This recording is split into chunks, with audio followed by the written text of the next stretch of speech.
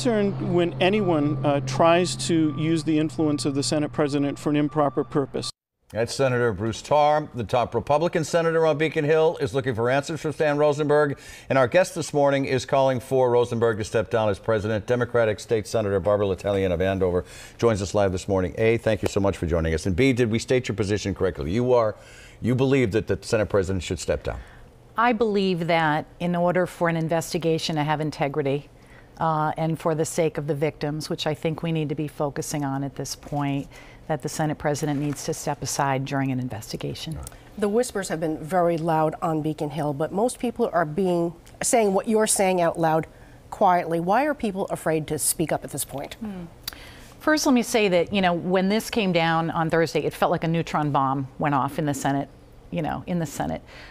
Stan's been highly regarded. He's done a lot of wonderful things. He's opened up the leadership. But this is a very serious matter. And this is something that, for the sake of the institution, we need to think about no one person. We need to think about the institution, and we need to be focused on the victims. How credible do you think most of your colleagues believe the Senate president's claim that he was unaware of any of these allegations until this week? My sense is that most people feel that he had no idea, that he was really the last to know. And my heart aches for him. But nonetheless, we need to focus on the victims at this point. And I truly believe that victims are not going to step forward to an evaluation that's being done, a report that will be handed back to the leadership team. I just don't think they'll come forward.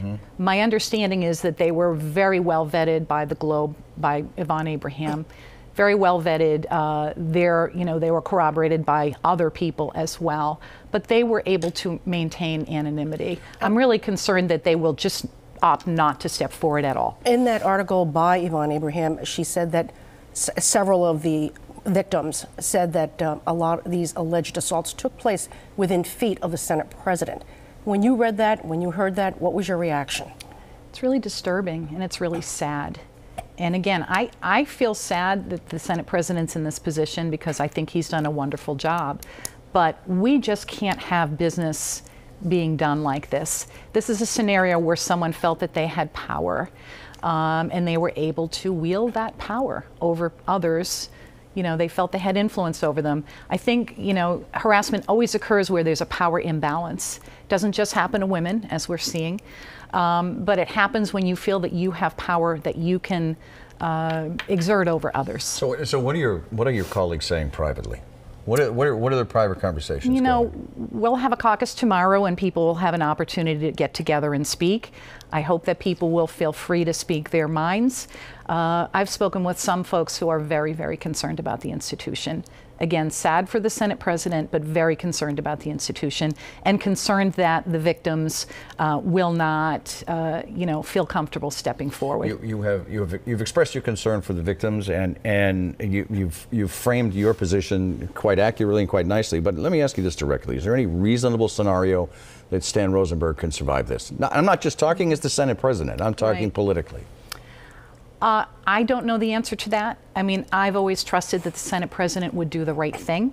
I think he's always been a very honorable and decent man, and I trust that he will do the right thing. Did you call the Senate president and speak to him directly and tell him that you were going to ask him to step down? I did call. I left a message. He did not pick up the call. I left a message to which he replied, and we had a back and forth by text. And again, he said he fully understood why I needed to state my position, and I replied back that I thought he was a gentleman, and I do think he's a gentleman. You mentioned that there is going to be a Democratic caucus tomorrow. What do you suspect is going to be said and done behind closed doors there? Well, I'm hopeful that it will be an open, thorough, and honest discussion about how people feel about this.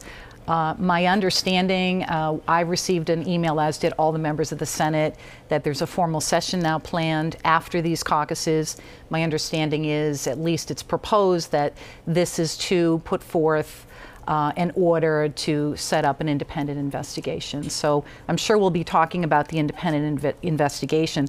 But I also think we need to talk about, the plan is currently that the Senate President would remain in all his other duties, and that I feel we need to talk about. How much damage does this do to the chamber in and of itself? You know, I understand that there's no formal legislative business scheduled until the first of the year, but that certainly is coming. So how much damage does this do to the chamber itself?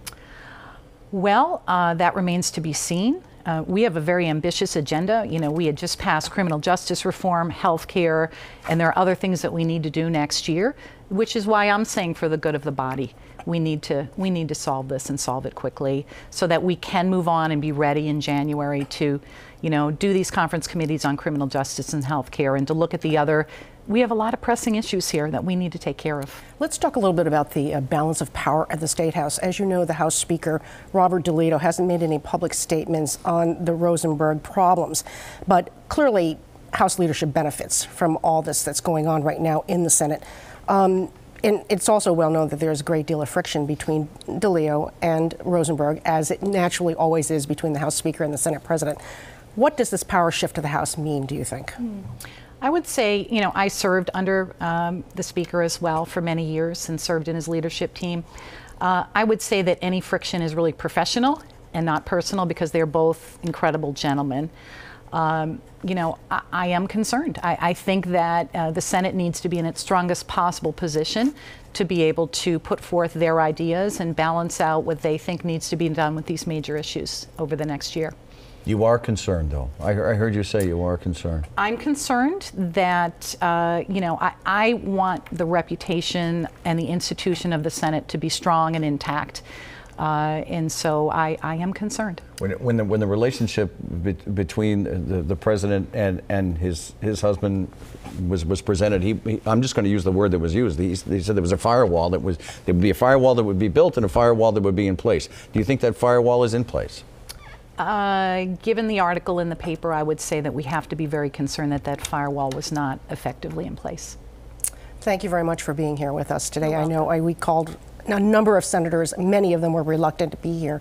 So we do thank you for coming. Yeah, it's not a happy time, and I feel very sad, but I think that we need to focus on victims and on the institution. And then you still have the business of the state that you have to handle as well. But there's a lot of big pressing issues this that we need becomes to an focus important on. step that you need to focus on. And as Janet said, we do greatly appreciate you coming in today. Thank you. And we hope that you have a happy holiday. Thanks for coming in. Senator Barbara L'Italienne, we appreciate you being here this morning. Ahead on the record, more on the Senate scandal rocking Beacon Hill. Brian is seeking professional help for alcohol dependence, which will include his being admitted to an inpatient treatment center